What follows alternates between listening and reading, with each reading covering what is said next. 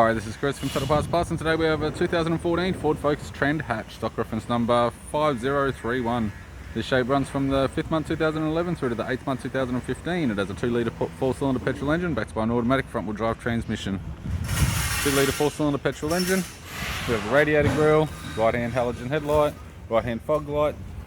Front bumper cover just has a few scratches, still may be usable. Left-hand headlight, left-hand fog light. Left guard appears to have no damage. Left power door mirror. Left front 16-inch factory alloy mag with a good tyre. Bonnet appears to have no damage. Left front door appears to have no damage. Left rear door seems to have no damage. Left rear 16-inch factory alloy mag with a good tyre. Left hand tail light. Tidy rear bumper cover. Tailgate appears to have no damage. Right hand tail light. Right rear 16-inch factory alloy mag. And a right front 16-inch factory alloy mag. We have the driver's side door trim, power window master switch. This vehicle is fitted with black cloth interior.